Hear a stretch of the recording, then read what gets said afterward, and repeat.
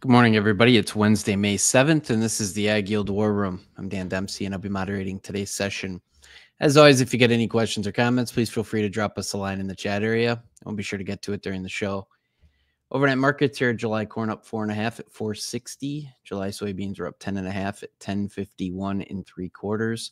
And July Chicago wheat was up a penny and 3/4 at 537 3/4. No export sale announcements here this morning. A couple of highlights here as we start the day. I guess the big news is U.S. and China scheduled to meet Saturday in Switzerland to begin discussing what they want to discuss. So I guess that's a positive development there. We'll have to see what comes out of that meeting and what the roadmap looks like.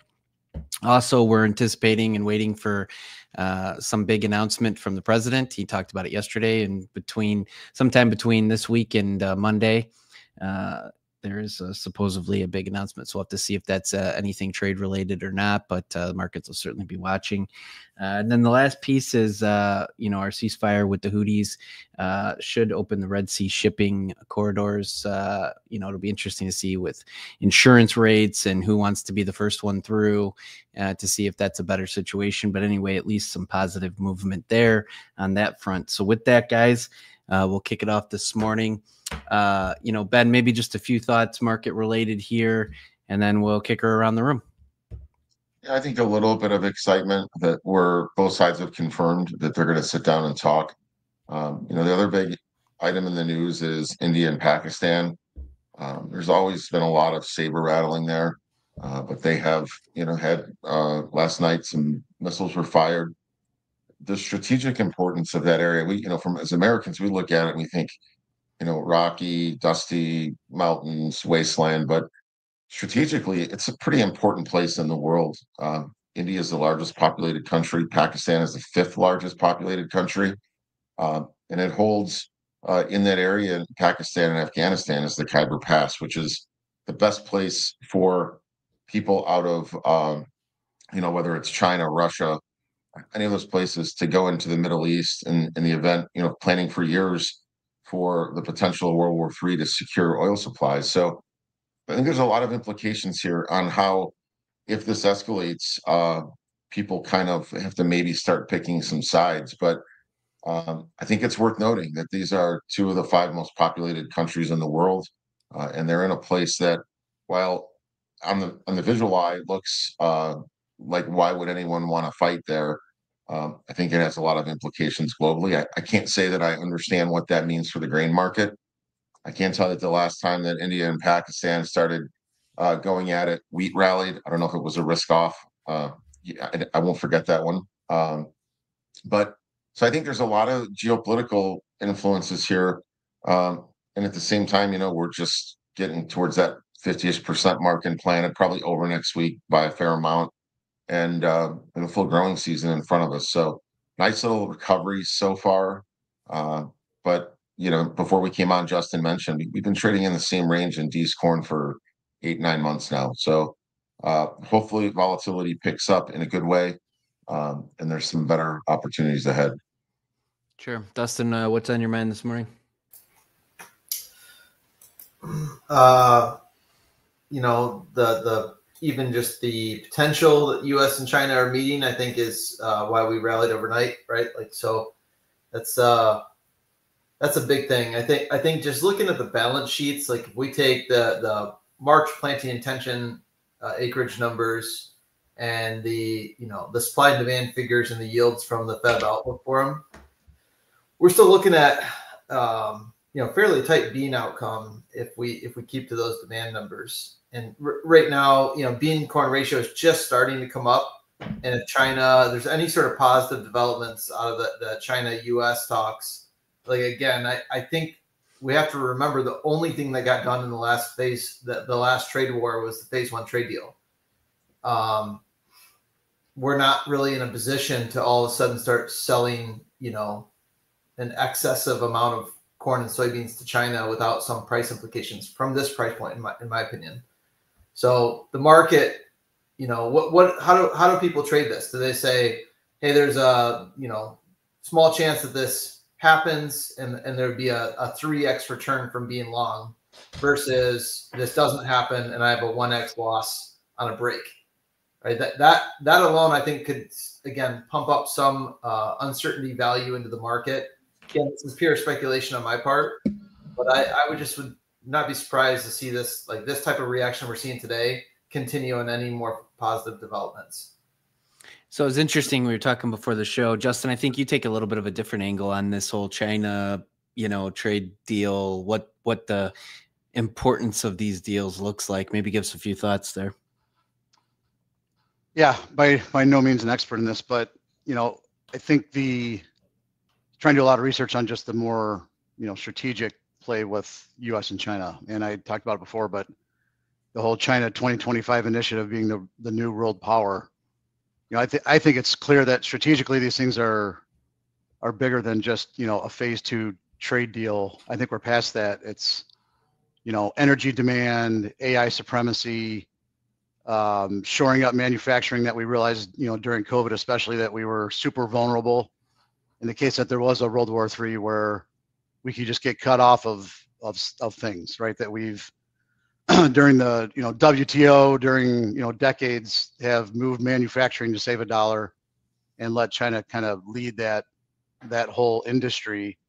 So I think tariffs are one thing, and trade deals, but ultimately it's to encourage a boom in new age manufacturing and energy production here in the country. Like China's forecast to be 4x the energy production of U.S. in the next 15 years. And I think we're trying to reverse that. So I think I would be more excited about what the partnerships, India, Japan, other countries, maybe they, as a combination, take over a trade or a phase 2 type trade deal with multiple partners, to align ourselves strategically. So that's kind of why I'm really curious to see what some of these first deals might look like outside of China, because I think China might, economically take a big hit, lose a lot of workforce. Obviously they're good at saying that they don't need any of this, but ultimately, they may go do some lip service and promise another deal with the complete intent of not living up to it. Hopefully Trump's gone and the next person in doesn't, tries to go back on it. So I think we're going to strategically try to line up other countries personally. At least that's the hope. So that's why I think it's so important to see what these first deals really look like that are not China. So does India and Pakistan, escalation, does that make India want to sign a bigger deal first? That's supposedly the one that one of the ones that we're most closely, or very close to being done with finalizing. So that's why I'm just really curious. And they're, the biggest population. They've got a ton of growth demand for resources and a lot of, growth potential for manufacturing and kind of an economic, they're coming from a very low starting point, right? So that could be a pretty interesting one too. Oh, and he's going to be in United Arab Emirates in a couple of days too, so just be all this different things. I mean, you got Steve Witkoff this morning talking about the de-escalation with Iran, and that there's some semblance of agreement that's happening there. So it's, he's clearly peace and prosperity for us is what he's. Well, yeah, there's some good people I was reading overnight too about, this big announcement that may not be related to trade. Mm-hmm. Could easily be, Saudi Arabia and some kind of a, reinforcing the Middle East peace deal that he did right before it was, kind of the Abraham Accords. Yeah. So there could be a refreshing of that and some plan with Gaza, Israel. I mean, I don't know. There could be some big Mideast trade deal or peace deal or something too. It's always hard to know when it's just something that you've never seen before, and it's going to be in a few days, and we'll release it, and it could be something about Michael Jackson. I have no idea. So, Jimmy Hoffa. Yeah, Jimmy Hoffa. Yeah, we found him. Oh man, so good. We joke, but that's where we're at now. Gotta have a little humor in this deal. Mm-hmm. Anything else grain related, guys? We want to touch on? I know it's. I just kind of want to reiterate. I think it's we get down to the lower end of, we talked about, Ben mentioned it, December corn's been trading really its price since last August, both sides of it. I think there's a reason that you get towards the lower end of that range until you prove a good crop size where there's just a natural underlying support, and you get above or towards the higher end of the range, and there's enough people that are willing to sell. And obviously you get people in between there that are getting chopped up, on 4 big down days, like I have to sell things. And then on rallies, I have to buy things because what if this, and I getting chopped up. So it's a choppy market, good for traders that fade. And it's a hairy one for people that get emotional on every move. So that's why it's easier said than done, but being disciplined and knowing where those levels are. Very good, Ryland. Yeah. Ryland, why don't you give us a little insight into cattle here as we start the day? Yeah, absolutely. Well, I mean, we just kind of mixed action yesterday. I mean, overall, it just seems like cash is still good. Trading new contract highs again. Goldman roll starts today. So we imagine that we're going to see those spreads still stay pretty active, just going from rolling from June to August, to a little bit of pressure in that spread as well. Its spread has been hanging on really well, but we'd imagine that is likely to continue between now and pretty much the end of the week, maybe even into next week. Beef was up. You had choice beef up 110, select up 490. So, you're still keeping this party train alive right now. So did see a little bit of cash trade yesterday, 218 to 220. So I think the optimism is still there that cash prices are still going to stay up. The idea is, I think now that Packers still want inventory, that they're going to be pretty aggressive here still for the time being, just keeping the chains running. So we'll see how that shapes up. We see some continuation of that trade. I think right now they've still got the big discount on the board here, and the eyeballs are just going to start turning to the August discount as well. So I think just kind of starting out on a little bit more of a positive tone. Plus, you got a lot in the news that China and the U.S. are going to meet in Geneva on Saturday. So we'll see if there's anything out of those talks ag-related to help support the markets, whether it be beef or pork. On the hog side of things, once again, just kind of slipped down to the 20-day moving average, ended up holding that support. Got a little bit better of a cash sentiment coming into the day. Cash is at 93.58, up 362, and carcass was down a little bit. Just seems like a lot of the choppiness that we're seeing, a lot related to the headlines, or at least the trade sentiment. Prices are holding up pretty well and are holding those kind of near-term support levels. So imagine that we'll start to see the sentiment improve just kind of right on the open here, especially with just what the headlines were saying about this meeting and between the U.S. and China. But no, at least there's been some chatter about LRPs and some changes to those rules coming up for the crop year 26. Still a lot to know what's going to go into effect, how it's going to be handled. But I was definitely hearing more rumblings that things are going to change. The RMA is calling this subsidy harvesting versus premium collection, or put premium collection. So it kind of has a negative connotation to it, which seems deliberate, but we'll see. Just the idea that they're going to restrict selling put options or synthetic put options in order to kind of harvest those premiums from what they're seeing. So, I mean, obviously looks ostensibly like an overreach. But there's still a lot more to know, the implementation, the enforcement of this kind of stuff. So, we'll get more concrete reporting on it as it kind of comes through, but just to let everybody know that there are going to be changes coming from what it sounds like.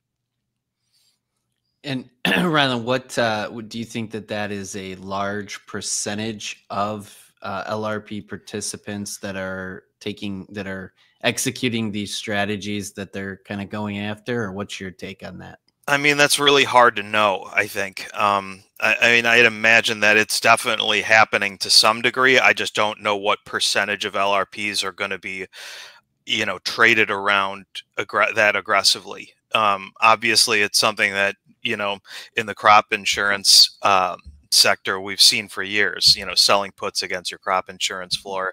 So I think there's a lot of that overlap. I just don't understand why we're going after just the cattle and hog sectors, as it were, to stop this kind of thing. Maybe it's just because of the subsidy that the insurance companies already provided. Maybe it's just a prelude of things to come. The RMA is trying to protect the grower to make sure they don't have any kind of that they nullify their insurance coverage in some way. You know, I mean, I can see there's definitely pros to it, but I still see it as a bit of an overreach. I mean, you take the April cattle contract, for example. Anybody that had sold puts against their LRPs were able to recoup a lot of that just because they went off on all-time record highs. So, I mean, obviously it adds risk, but, you know, it may not be the wrong strategy. Yeah, it's total overreach. I mean, it's, you know, anybody can do it, and the people that don't do it don't want to put risk on the table. Right. And so you are taking risk. So I just think either somebody complained or, you know, at the end of the day, you know, it's the difference with LRPs, in my opinion, it is a put out. It's so straightforward. It's right. 100% price protection. You look at crop insurance, there's a lot of other variables. You know, it's a revenue per acre, right? That changes with multiple variables. Right. You know, where LRP is pretty straightforward. So my guess is that they tweak the formula somehow or make it a revenue per pin or something. But I mean, to go say like, hey, you can't do this, you're going to get fined, but you're taking the risk on. If someone goes and does that, to your point, could negate the whole thing, and maybe they picked up a little, you know, save some money on it, but they really cost them a ton. But that's right. That's how it works. Yeah, well, and also like works. some of the rules that were being proposed were, you know, you're not allowed to execute a put option after 5 days of the purchase. Like, that's silly because within 5 days. Well, within 5 days. Well, sorry, within 5 days. But I mean, like, let's say you have a sharp break in the market, all of a sudden you're deep. You know, it's a cattle market. We can go down $10 pretty quickly. You know, you're at your floor, and if there's an opportunity to turn that LRP into essentially a put spread, I mean, like, how much risk are you really taking on? I mean, obviously, like, you know, that's in the eye of the beholder, as it were. But like, if there's a way to do that, I don't understand why they would discourage it. You know. Yeah. So I completely agree. It seems like an overreach, and it seems like there's more to the story, and the fact that they're calling it subsidy harvesting just kind of makes my spidey senses tingle a little bit, just because it's kind of a negative connotation, right? I mean, just call it what it is. You don't have to name it something that sounds illegal. You know what I mean? I mean, it's like, you know, certain areas of the country that plant crops just to hope to prevent plant. Right? So like, you shouldn't change the entire industry based on if there's a group that's selling it as literally subsidy harvesting. Right. Like, they should get in trouble, not change policy. Yeah, right. I agree. Well, so more to come on that, I think, in the next coming weeks, but definitely, I don't know, not too thrilled about the change. For our listeners, Spidey tingle. What the hell was that? Spidey senses. Yeah. I mean, Spider-Man. Come on. Let's go, Dan. Okay. I got you. I got to go with when you watch a Spider-Man. Yeah, when he's subsidized. When he's subsidy harvesting. That's right. All right, we'll move on. We're all tingling. All right, so we got let's get July corn up 5 1/4 here, 460 3/4. July soybeans up 9 1/2 at 1050 3/4. And July Chicago wheat's up 1.5 pennies here, 537 3/4. A couple things to note. We're going to have a Fed announcement at 1 o'clock Central. Not expecting anything in the way of adjustment in rates, but certainly listening to Powell's comments will be important for the market. So we'll take a look at that. And then tomorrow morning, we'll have weekly export sales, 7:30 Central. We'll have those results in tomorrow's War Room. So with that, appreciate everybody that tunes in on a daily basis. If you wouldn't mind, throw us a like and certainly subscribe. Doesn't cost you anything to do so. It'll keep you up to speed on everything that's going on with AgYield. Again, thanks to everybody that supports the show. We're doing this live every day that the markets are open on X, Facebook Live, and YouTube Live, 8:15 Central Time. Appreciate the thoughts and comments here this morning, guys. It was a good show. Hope everybody has a great day, and we'll talk to you again tomorrow. The War Room is proudly presented by AgYield. For over 50 years, the AgYield team has provided grain marketing and risk management solutions for growers across the country. Our veteran consultants harness cutting-edge technologies to pinpoint risk, optimize market performance, and protect your farm's profitability. Discover a new approach to farm revenue management at agyield.com. Hey guys, Jack here. Be sure to support the show by hitting the like button, leaving us a comment, and subscribing to the channel for all the latest updates. Thanks for watching. We'll see you next time.